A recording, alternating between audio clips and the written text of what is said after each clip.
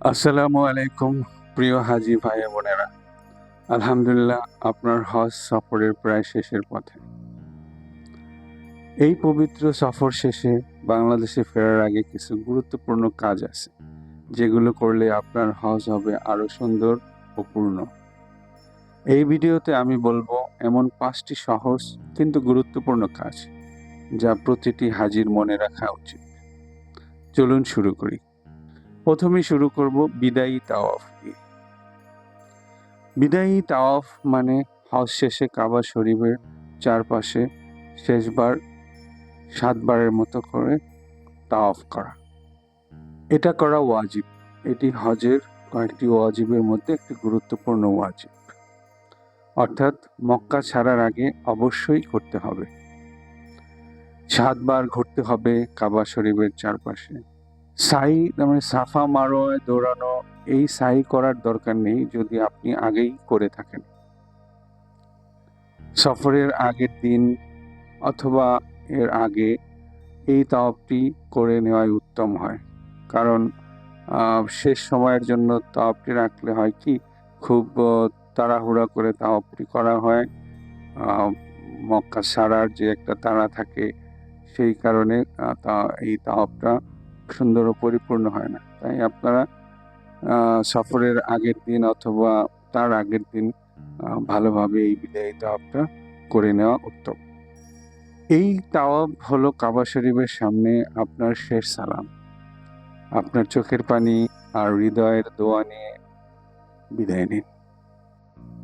এরপরে হলো যেটা আমাদের সব হাজিরাই করে থাকেন, অর্থবহ কিছু উপহার এবং জমজমের পানি সংগ্রহ করা। হজ শেষে সবাই কিছু উপহার নিতে চান, তবে মনে রাখবেন ছোট, সুন্দর ও ইসলামিক জিনিস কেনাটাই উচিত। যেমন তাসবিহ, জায়নামাজ, আতর। হ্যাঁ, আতর কেনার সময় এই জিনিসটা খেয়াল রাখবেন, ওই আতরে যেন অ্যালকোহল না থাকে। এবং টুপি। জমজম পানি সব হাজীদের সাথেই যখন বাংলাদেশে আসবে তখন 5 লিটার করে জমজমের পানি এয়ারপোর্ট থেকে দিয়ে দেওয়া হবে। সো তার পরেও যদি আপনি আরো বেশি জমজমের পানি নিয়ে আসতে চান, তাহলে জমজমের পানি কিনতে পাওয়া যায়, এবং অনেকে বিভিন্ন সময়ে হারাম শরীফ থেকে, মদিনা থেকে জমজমের পানি বোতলে সংগ্রহ করে রাখে। তবে এটা জিনিসটা খেয়াল রাখা উত্তম হবে যে খুব বেশি যেন না হয়, যেন এয়ারপোর্টে অনেক সময় দেখা যায় যে বেশি পানি, অতিরিক্ত পানি নিতে গেলে তখন এয়ারপোর্ট থেকে জিনিসগুলো রেখে দেয়। সেই জিনিসটাও আপনাদের মনে রাখা উচিত। বেশি কেনাকাটা না করে বরকতপূর্ণ জিনিস নিন, লাগেজ যেন বেশি ওজন না হয়। দাম দিয়ে নয়, ভালোবাসা ও দোয়া দিয়ে উপহার দিন, এটাই আসল বারাকা। শেষ মুহূর্তের স্মৃতি ধরে রাখুন।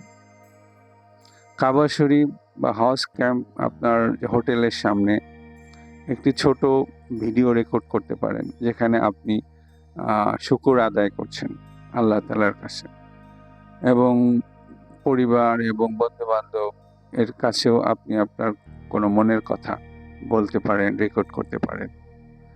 হোটেল ছাড়ার আগে দোয়া করুন, আল্লাহ, এই ঘরে যতদিন ছিলাম তুমি আমাকে রক্ষা করেছো, শুকর আলহামদুলিল্লাহ।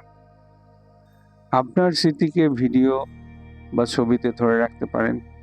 একদিন এইগুলো দেখে হজের সেই অনুভূতি আবার জেগে উঠবে ইনশাআল্লাহ। ভ্রমণের প্রস্তুতি ভালোভাবে নিতে হবে। লাগেজ গোছানো, ফ্লাইটের চেক করা, কাগজপত্র সাজানো, এই জিনিসগুলো খুবই গুরুত্বপূর্ণ। ফ্লাইট কবে, কখন ঠিকমতো আবার রিভিউ করে নিন, আবার ঠিকমতো দেখে নিন। ব্যাগে কত ওজন নিতে পারবেন তা জেনে ব্যাগ গোছান। এটা খুব বড় একটা ঝামেলার কাজ বলতে গেলে। এটা আসলে অনেকেই খুব টেনশনে থাকে যে আমি ব্যাগ কিভাবে করব, ব্যাগগুলো কি ওজন বেশি হয়ে যাবে কিনা। সো এই জিনিসগুলা আপনারা একটু আগে থেকেই প্ল্যান করবেন, কি ধরনের ব্যাগ নেবেন এবং কতটুকু পরিমাণ আপনার কেনাকাটা হয়েছে। এই ব্যাগগুলো কিভাবে মাপতে হবে, কারণ একবার প্যাক হয়ে গেলে তারপরে সুন্দরভাবে গোছানো হয়ে যাওয়ার পরে আবার এয়ারপোর্টে গিয়ে যদি খুলতে হয়, এটা একটা অনেক বড় একটা ঝঞ্ঝাট। সো এই জিনিসটা খুব সাবধানের সহিত এবং আগে থেকে প্ল্যান করে নিতে হবে। পাসপোর্ট, টিকিট এবং বিভিন্ন সময় হজ গ্রুপের যে আপনাদের মুআল্লিম অথবা যে কোঅর্ডিনেট থাকে তাদের গুরুত্বপূর্ণ নাম্বারগুলো সংগ্রহে রাখুন। সব লাগেজে নাম, ফোন নাম্বার লিখে রাখুন। আর যেগুলো জরুরি পাসপোর্ট, ওষুধ, মোবাইল চার্জার সেগুলো আলাদা ব্যাগে রাখুন। হ্যাঁ, আরেকটা জিনিস, আপনারা অনেকেই হজের সময় বিভিন্ন সময় জুয়েলারিস, সোনা এবং অনেকে হীরা বিভিন্ন ধরনের কিনে থাকেন। সো এই যে জুয়েলারিসগুলো আপনারা আপনাদের ব্যক্তিগত ব্যাগে রাখবেন, এগুলো চেক ইনে দেওয়া ঠিক হবে না। আল্লাহর শুকর ও দোয়া করুন। আলহামদুলিল্লাহ, হে আল্লাহ, তুমি আমাকে হজ করার তৌফিক দিয়েছো, আমি অনেক অনেক কৃতজ্ঞ। দোয়া করুন নিজের জন্য, পরিবার ও সন্তানের জন্য, আমাদের দেশ বাংলাদেশের জন্য এবং সারা দুনিয়ার মুসলিম উম্মাহর জন্য। নিজেকে জিজ্ঞাসা করুন, এই হজ আমাকে কি শেখালো?